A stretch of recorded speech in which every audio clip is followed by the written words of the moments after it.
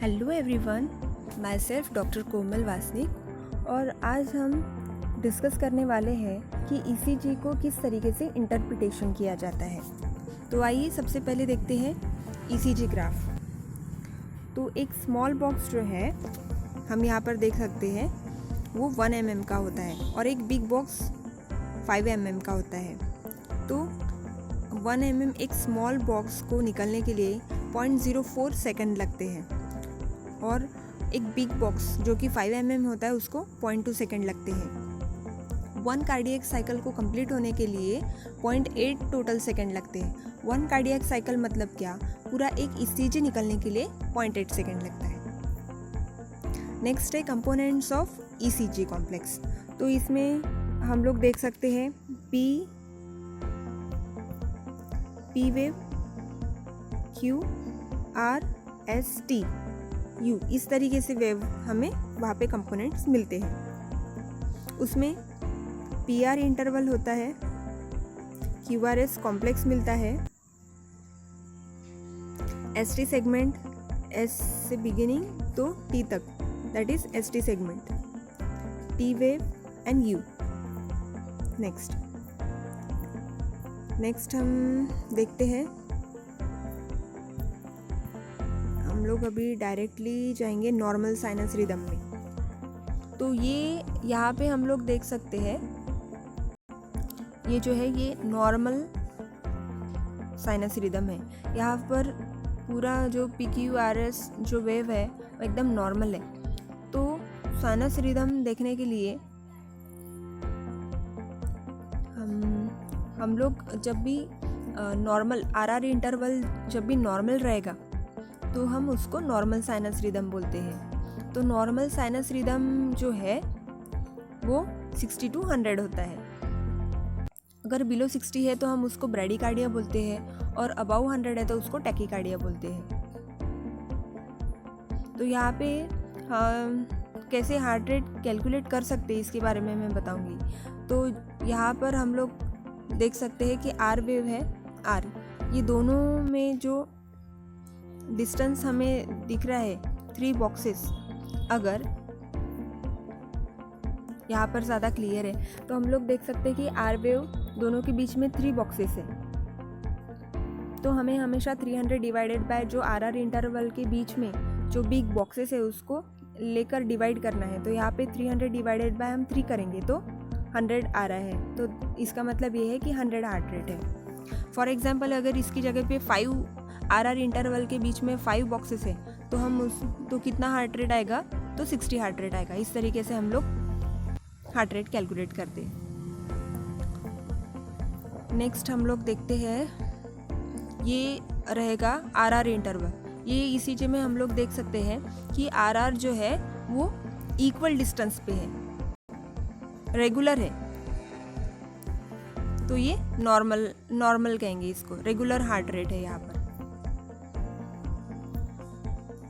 Next, अभी हमें PR interval जो है, हम P के बिगिनिंग और R के एंड पॉइंट, वहाँ से जो डिस्टेंस है वो PR इंटरवल है।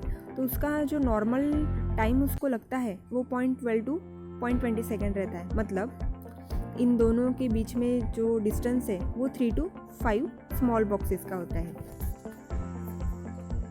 नेक्स्ट, क्यूआरएस कॉम्प्लेक्स में 1 to 3 बॉक्सेस होते हैं। अभी देखते हैं कि एट्रियम में क्या क्या प्रॉब्लम रह सकते हैं। तो पी वेव जो है वो रिप्रेजेंट करती है कि एट्रिया अगर प्रॉब्लम में है तो पी वेव हमेशा एबनॉर्मल आएंगी। और क्यूआरएस जो वेव है वो वेंट्रिकुलर कॉन्ट्रैक्शन को, मतलब वेंट्रिकल में अगर प्रॉब्लम है तो क्यूआरएस कॉम्प्लेक्स में भी गड़बड़ दिखेगा। तो देखते हैं कि एट्रियम में क्या क्या प्रॉब्लम रह सकते हैं। तो पहला है एट्रियल फिब्रिलेशन, सेकंड है एट्रियल फ्लटर एंड थर्ड है सुप्रावेंट्रिकुलर टैकीकार्डिया। तो एट्रियल फिब्रिलेशन में हम लोग देख सकते हैं कि पी वेव जो है वो एब्सेंट रहता है और प्रेजेंटेशन भी हमको इस तरीके से ही दिखेगा। ओके, तो ये है एट्रियल फिब्रिलेशन।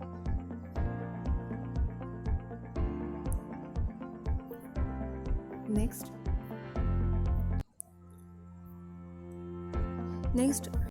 एट्रियल फ्लटर में पी वेव एब्सेंट रहेगा, क्यूआरएस प्रेजेंट रहेगा।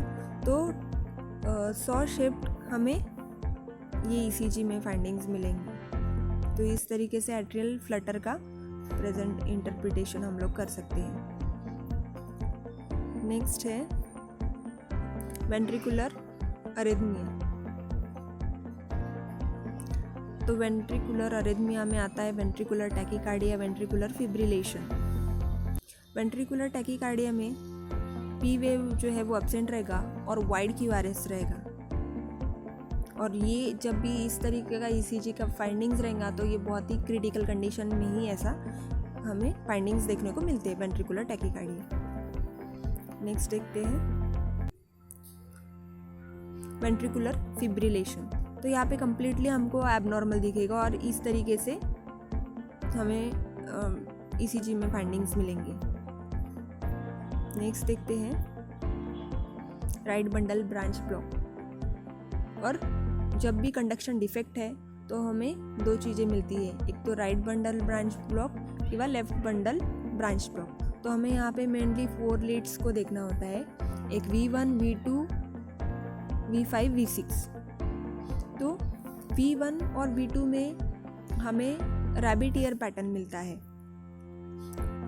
और V5, V6 में हम लोग यहाँ पे देख सकते हैं V1 में रैबिट ईयर पैटर्न है, M shaped lightly rabbit ear pattern है और एस वेव जो है वो डीप रहेगा, ब्रॉड एंड डीप। 5 और 6 वेव में हम लोग देख सकते हैं। नेक्स्ट LBBB में टोटली अपोजिट फाइंडिंग्स रहेंगे। यहाँ पे भी हम लोग V1, V2, V5, V6 में देखेंगे। तो V5, V6 में हम लोग देखेंगे कि रैबिट ईयर पैटर्न है और लीड V1 और V2। यहाँ पे हम देखेंगे कि S wave tall and deep है, यहाँ पे हम लोग देख सकते हैं। Next atrial enlargement. Atrial enlargement में प्रॉब्लम जो है वो एट्रिया में है, तो पी वेव जो है वो हमें एबनॉर्मल दिखेगी। तो पी वेव जो है वो एम शेप में हमें मिलेगी, यहाँ पे हम लोग देख सकते हैं। नेक्स्ट उसके बाद है एवी ब्लॉक। तो 3 टाइप का होता है, फर्स्ट डिग्री एवी ब्लॉक रहता है, सेकेंड डिग्री एवी ब्लॉक और थर्ड पैटर्न है थर्ड डिग्री एवी ब्लॉक। तो फर्स्ट डिग्री एवी ब्लॉक में नॉर्मली जो पीआर का इंटरवल हमने देखा था कि 3 to 5 स्मॉल बॉक्सेस होता है। तो यहाँ पे हमें दिखेगा कि सभी इसमें पीआर इंटरवल जो है वो प्रोलॉन्ग रहेगा, वो भी इक्वी डिस्टेंस 3 to 5 बॉक्सेस से ज़्यादा रहेगा। पीआर इंटरवल ज़्यादा है, प्रोलॉन्ग है and remain constant for bit two bit. Okay, next अभी सेकेंड डिग्री एवी ब्लॉक में टाइप हमें 2 मिलते हैं, एक मोबिट्स type 1 and Mobitz type 2।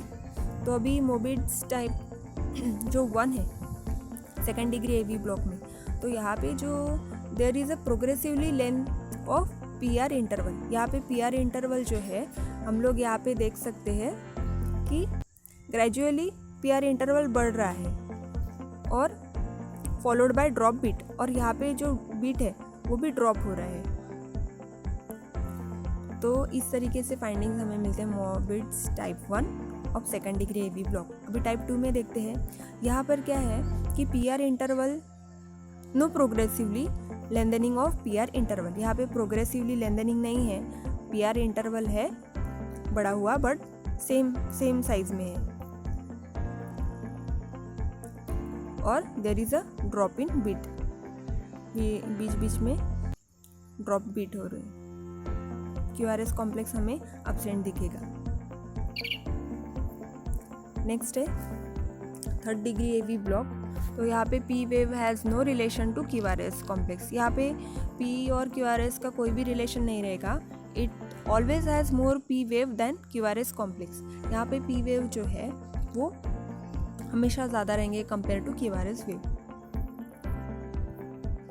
Next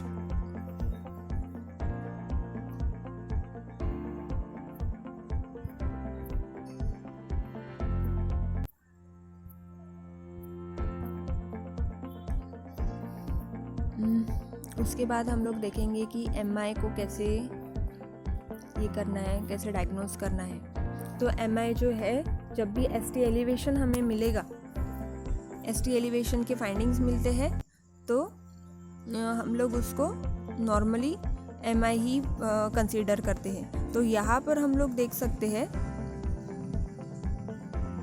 J point हमें दिख रहा है। तो अगर ये J पॉइंट से ऊपर ST एलिवेट होता है, ऐसे ऊपर जाता है, ST एलिवेट दिखता है, तो हम लोग उसको MI बोलते हैं। MI के कंडीशन में ST एलिवेटेड दिखता है, ये J पॉइंट है, इससे ऊपर जाता है। अब यहाँ पे हम लोग देख सकते हैं कि जो आइसोइलेक्ट्रिक लाइन है वहाँ से ऊपर जा रहा है, ST एलिवेट हो रहा है, J पॉइंट से ऊपर जा रहा है। तो यहाँ पे हम लोग उसको बोलेंगे MI। अभी हम ECG में फाइंडिंग्स देखेंगे। अब यहाँ पर V5, यहाँ पर हमें जो दिख रहे हैं V5, V6 में हम लोग देख सकते हैं ST एलिवेटेड है। V4 में ज़्यादा क्लियर है, ST एलिवेशन दिख रहा है। वैसे ही V2, V3 में भी एलिवेशन है, एंटेरियर में दिख रहा है, एंटेरियर और लैटरल वॉल में हमें बड़ा हुआ दिख रहा है, एलिवेटेड दिख रहा है। तो एंटेरियर वॉल MI में इस तरीके से फाइंडिंग्स रहेंगे। इंफीरियर वॉल कौन से सेकंड और थर्ड और AVF।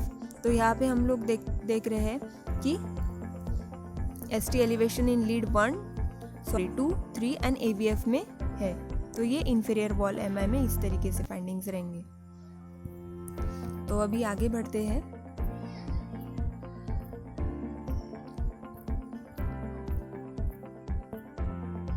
उसके बाद देखते हैं कार्डियक एंजाइम मार्कर्स।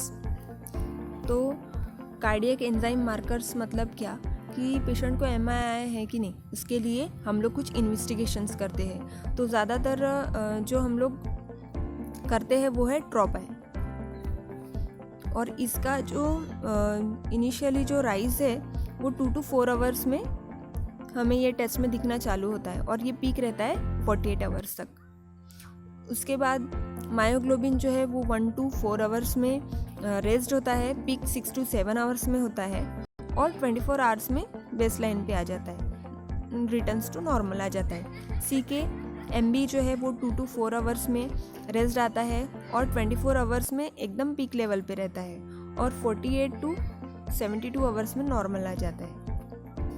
LDH जो कि 24 आवर्स में, इसका जो टाइम है वो बहुत ही लेट 24 आवर्स में उसका राइज होता है, और इसके कारण ये जो है 3 to 6 डेज तक हमें बड़ा हुआ दिखता है। तो इस तरीके से ये है कार्डियक एंजाइम्स। उसके बाद देखते हैं हाइपरट्रॉफी। तो हाइपरट्रॉफी जब भी रहती है तो मेनली हमको V1, V2, V5, V6 ये 4 लीड्स को देखना पड़ता है।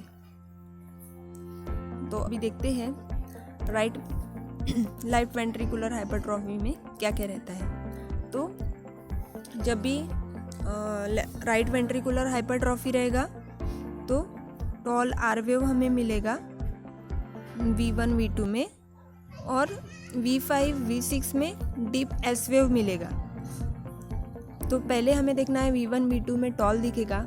सेकेंड थिंग कि V5, V6 में S वेव डीप रहेगा, और जब हम लोग एडिशन करेंगे R और S वेव का तो वो मोर देन 7 बिग बॉक्सेस रहेगा। सेम वैसे ही LVH में उसके ही अपोजिट, जैसे हमने वहाँ पे L1 राइट वेंट्रिकुलर हाइपरट्रॉफी में देखा था कि V1, V2 में टॉल R वेव रहता है, तो वैसे ही हम जब लेफ्ट वेंट्रिकुलर रहेगा तो यहाँ पे V5, V6 में हमें टॉल R वेव दिखेगा, और S वेव जो है जो डीप दिखेगा वहाँ पर हमें 5 और 6 लीड में दिखा था, और यहाँ पे V1, V2 में हम लोग देख सकते हैं कि S वेव ये डीप दिखेगा। और अगर हम दोनों का कैलकुलेशन करते हैं तो मोर देन 7 बिग बॉक्सेस रहेगा। तो इस तरीके से हम लोग लेफ्ट वेंट्रिकुलर हाइपरट्रॉफी और राइट वेंट्रिकुलर हाइपरट्रॉफी को इंटरप्रिटेट करते हैं।